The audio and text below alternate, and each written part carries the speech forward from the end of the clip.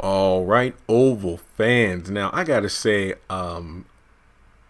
I still got my episode review on my list of things to do, but I feel like I'm finding myself doing the breakaway videos. You know how I do it. It's like the episode review, the trailer breakdown, and then I'll have like discussion and theory videos that branch from those two things. Like, oh, here's what I think this character is going to do next week, or oh, well, this character said something in tonight's episode that really harkened back to something earlier last season. But given that, and I mentioned this during my live stream I did right after the episode last night, that honestly the Jason story needs to be told, because I do feel like this is a very important thing to talk about in regards to like the past year of the pandemic. I feel like there have been more avenues for therapy, because you got to look at the fact that nobody was really prepared for what happened 365 days ago, unless last year was a leap year.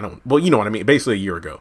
From life just shifting in a matter of days, let alone weeks, from, people losing jobs, people no longer able to go to school, having to rearrange their entire lives because, oh, I don't have babysitters, or I have to teach my kids, remotely, and trying to find toilet paper. And it's just like, I'm probably going to go to Walmart this morning. It's currently 5 a.m. And, I don't know. I might Uber because I don't feel like driving, because I've been up since, 8 o'clock. But, actually I am wide awake, but I'll probably Uber if I decide to go. And I know that, I don't know about you, not to sound cheesy, but, over the past couple months, like just going into the stores and seeing the aisles actually filled with paper towels and toilet paper, you get a little teary eyed, because you just remember several months ago, it was fighting tooth and nail trying to get either one of those things, similar to those trying to get Pokemon cards now. I know that's a weird segue, but I just want to do a proper introduction to this video. But, in terms of mental health, like, people aren't used to being cooped up unless you're an introvert. But even people like me, we got limits. There's only so much we can take. Like, I love my middle of the night, early morning junctures to Walmart. It's like, okay, let me head to Walmart like at 3 or 5 a.m. That way I can go shop, do what I need to do, be back in my apartment before the school buses are running, that kind of thing. I miss that. I miss it so much.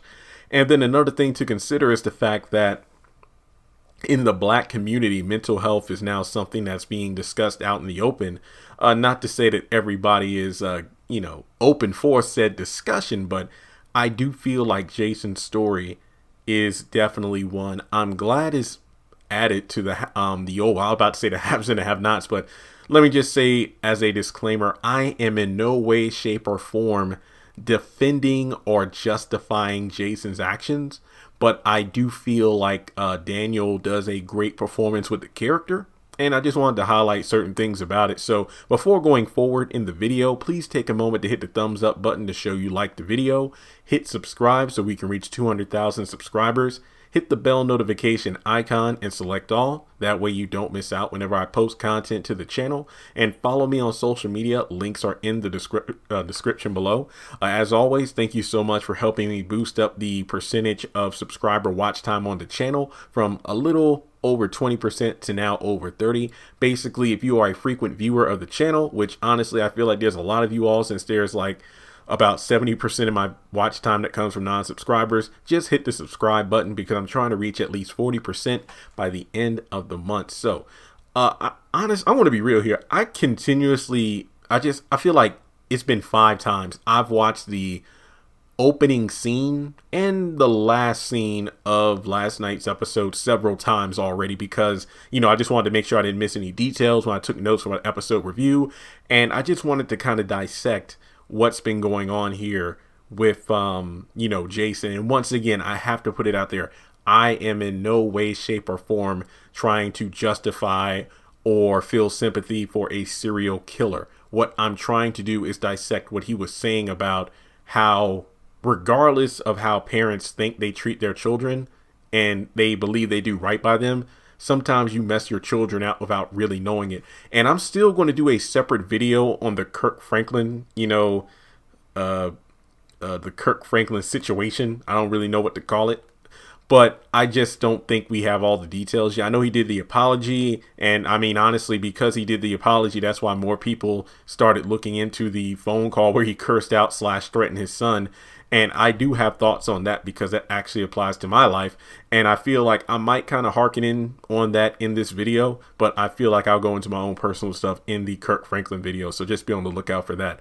But for the Oval video, I just wanted to talk about how Jason, again, not justifying what he did, he was actually speaking his truth. Because when you look at people like Victoria, which again, honestly mirrors Catherine and Jim from the Haves and Have-Nots, where they, pretty much sheltered their children, gave them everything, they had the money, the best schools, and, things like that. But they were lacking parents who were actually there for them, love, support, not just parents who would just leave them at nannies and whatnot. I'm talking like parents who were there. Like, trust and believe, I can relate from, I don't even think my family could be considered middle class. Let me put it this way. My parents made enough money to not get me free lunch.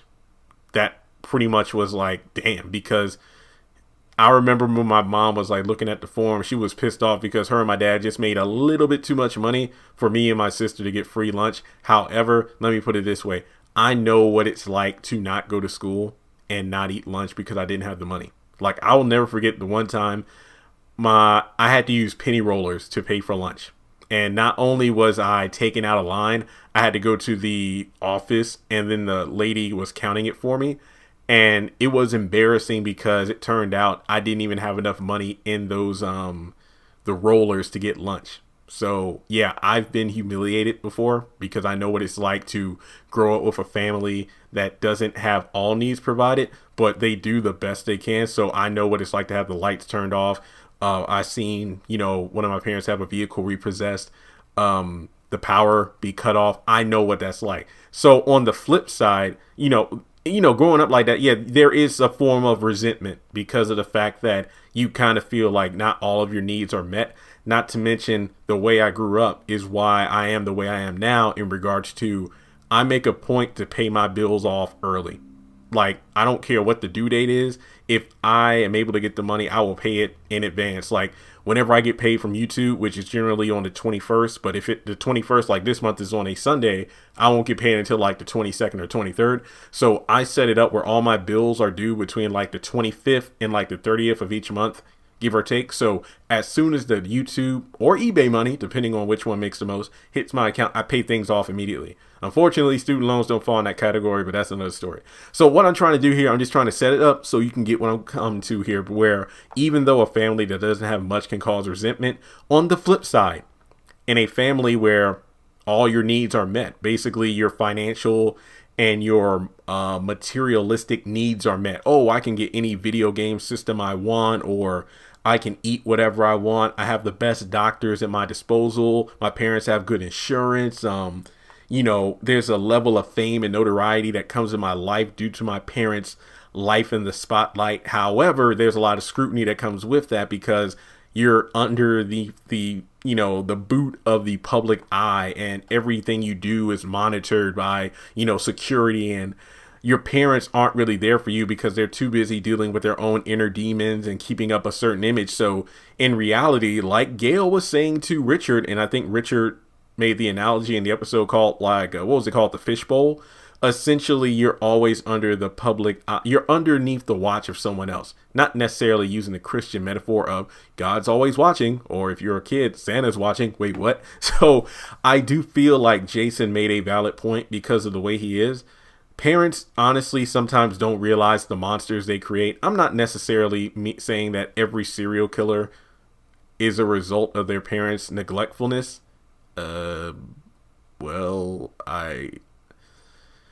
Let's put it this way. Sometimes a parent isn't neglectful, but they're abusive. Like, oh, you have your parents' attention, but only because you're the target of their rage for something that they did.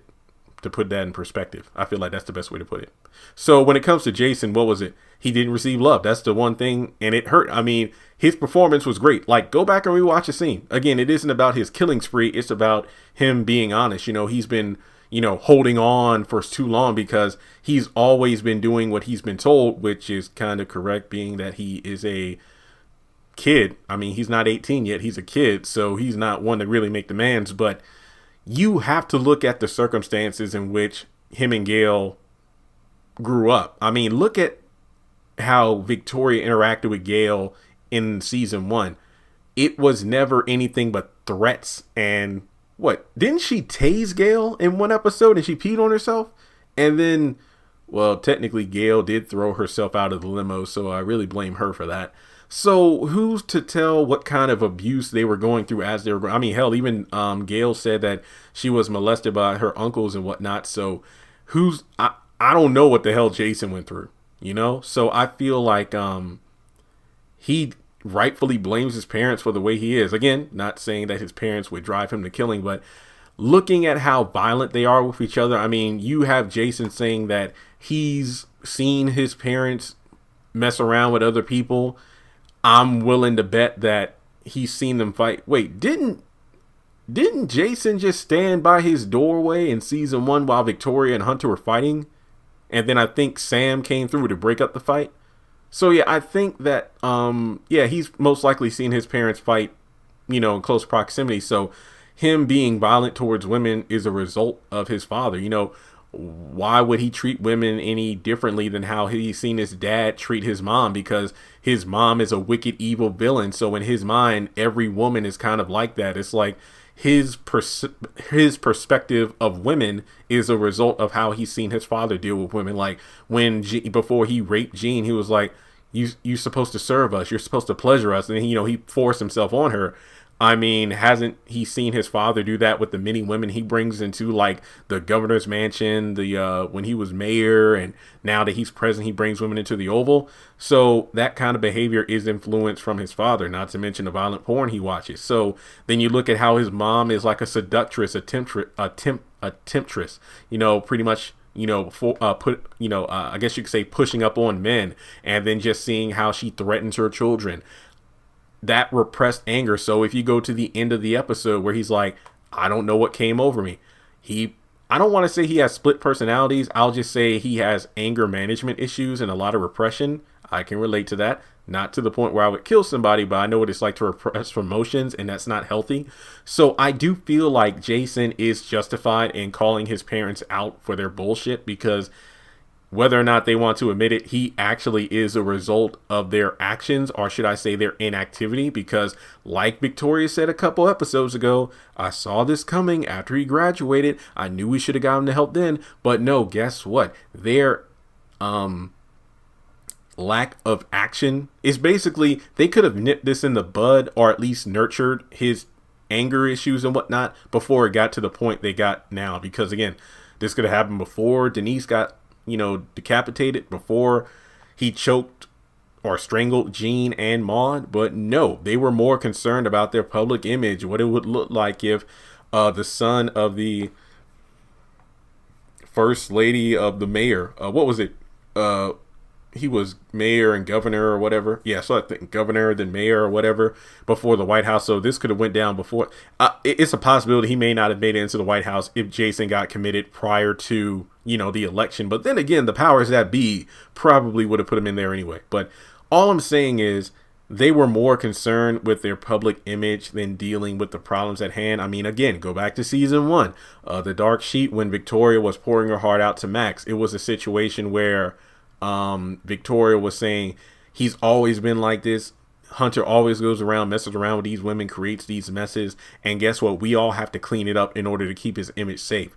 So instead of, well, for lack of a better phrase here with Hunter, nipping it in the bud, it was more about keeping up the public squeaky clean family persona. It's just like the Harrington family. What was it? I think one of my favorite lines, Jeffrey was like, We're not some kind of dynasty. We're not some kind of black family dynasty, and you sure as hell ain't a queen. That's what she said to Jeffrey. That's the same thing with Victoria, because even Hunter said it in the episode. You're not going to put him in prison, Victoria, because that's going to be a bad reflection on you, and that's something we both know you can't stand, to look bad in the public eye. So when it comes to Jason, what's the proper way to handle this? Prison? I mean, it's one thing to get him help prior to him committing murder, but the fact that he's already admitted to 3 murders, I think it's a bit too late for simple rehabilitation sessions. He needs to be put behind bars because he killed a boutique owner, a White House staff member, and the mother of the first lady, who just so happens to be part of the 5 family. So something just ain't right here. All I'm saying is Hunter's all about the image, and I'm thinking to myself, Victoria is actually speaking the truth here. It isn't just the fact that Jason killed her mother. It's the fact that this little crazy mother, he almost tried to kill me, strangle me twice in front of you, Hunter. Hunter better watch out or he could be next on the list. Seriously. Plus the way he popped up. Okay, him popping up behind the tub is why I gave the episode a 9 out of 10. I'm like, damn it, that was hilarious. So you talk about moving him to the other side of the White House. What does it matter if the little creep knows his way around every nook and cranny? He could just pop up wherever. And, you know, if he wanted to, he could pop up in your room in the middle of the night and kill you like he did Denise.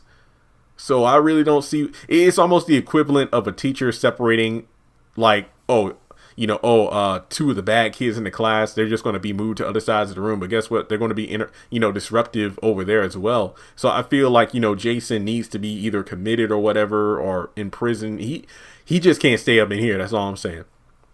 So this goes back to the mental health discussion where a lot of parents don't want, when there's a difference between calling out your parents versus sitting down and saying, hey, I went to therapy. I'm working through some stuff. When I was younger, this happened. And because you did this, this is why I am away. And then you could get chewed out for it. Trust me, I know, I dealt with that last week. But I definitely feel like this should raise a lot of attention to viewers, not just black people, but like I said before, in the black community, therapy is something that's literally being, more discussed because of generational damage. There are a lot of generational habits that have happened in previous, your parents, their parents, and so on and so forth, that doesn't really fly. Like the norms between sexes, like, it isn't always about the woman staying home and the man working. Now things have changed where more women seem to be in the office working while the men are staying home parents. And, basically like the gender roles in a relationship, or even how children are raised, more often than not, children, when they get to a certain age, are kind of left to their own devices and things like that. So, and then, there's other cases where, a child would be afraid to even ask their parents for help because if they get into some sort of trouble, whether it be like a fender bender or, a speeding ticket, there are cases where they most likely rather deal with the cops than their parents because they know they'll get chewed out. So it's just so many scenarios where, children are hurt, children are damaged. Tyler Perry took it to the extremes with the serial killing, but I do believe that there might be a method to his madness here where Tyler could be showing us the extremes of what would happen if you damage a child. So maybe viewers can say, you know what?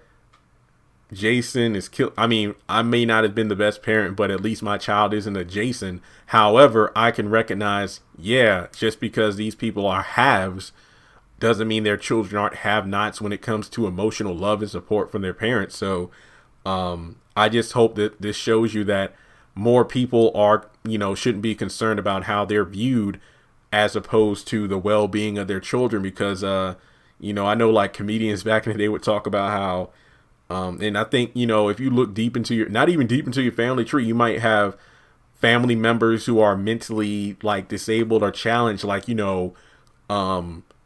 so and so, back in the day, they would say like, oh, so and so is like slow or stupid, when in reality, they really are suffering from some sort of condition like ADHD or something along those lines. But parents wouldn't recognize it because they wouldn't take their child to the doctor to get them properly treated, and I have family members like that. And like I said, you probably know people like that too, where their children or possibly an older adult in the family had some kind of condition, but they were never properly treated for it. They were just labeled as, oh, well, he'll grow out of it. It's just a phase, instead of fully recognizing that something's wrong, because guess what? They didn't want people gossiping about him. So it's a damn shame that sometimes things get to the extreme where it's like public knowledge when it could be handled before it grows into something, big. So Yeah, I'm sorry for this. I didn't mean for this video to be as long as it is, but I just really wanted to talk about the fact that it's important to have these discussions with your children. You know, like, I get it. I get it. There's a level of respect there where, oh, I'm the parent and they're the child. But growing up, I really wish I had parents who would ask me how I felt about things as opposed to just saying, oh, because I said so. Trust me, that affects me even now as an adult and how I deal with certain situations. But I'm going to save a lot more of this discussion for the Kirk Franklin video, and I hope you check that out.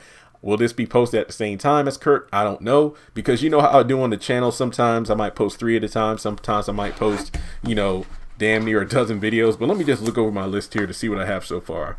1, 2, 3, 4, 5, 6, 7, 8, 9, 10, 11, 12, 13. Yeah, I got like 13 videos, 14 if you count this one. So I'll have about maybe 15 videos by the time this is all said and done. But yeah, just let me know your thoughts. I actually am interested in the Jason story. I just hope it's not a situation where these 3 murders aren't like, I want to see him face consequences, because this is something like, I don't want to see him after a couple of sessions feel like, oh, well, he's cured and reformed. He killed 3 innocent people. Like, Tyler Perry, don't drop the ball on this. I understand it. Hunter doesn't want to destroy his image. And, you look at people like White and whatnot, like they're in jail one minute, then they're out the next, and they're back at what they're doing. But no. I really want to see a good story arc with Jason. Trust and believe, the boy does make watching the show worth it, because you want to see what this crazy ass fool is going to do next. But I do appreciate that beneath the craziness, there is a very, very, very heartfelt lesson involving checking with your children. Don't just give them everything, but then have them feeling nothing on the inside because you don't really show that love. Like, you say you love your children and show it. Sometimes even if it's nothing but a hug, or just, hey, how are you doing? I just wanted to see, if you're okay. That means a lot more than giving them like $50,000 or something like that. But that's just my opinion. I'm not saying I wouldn't take $50,000, but as a person about to turn 30, there were so many times where I wish I had emotional support rather than just, either neglect or just paying something, but whatever. But let me know your thoughts in the comment section below. Hopefully this breeds a very, very, very deep discussion in the comment section. Maybe I'll do a live stream later this week about, this particular subject. But as always, if you would like to donate to the channel, feel free to do so on PayPal or Cash App. And let me know, do you feel like Jason is a product of his parents' lack of emotion and attention?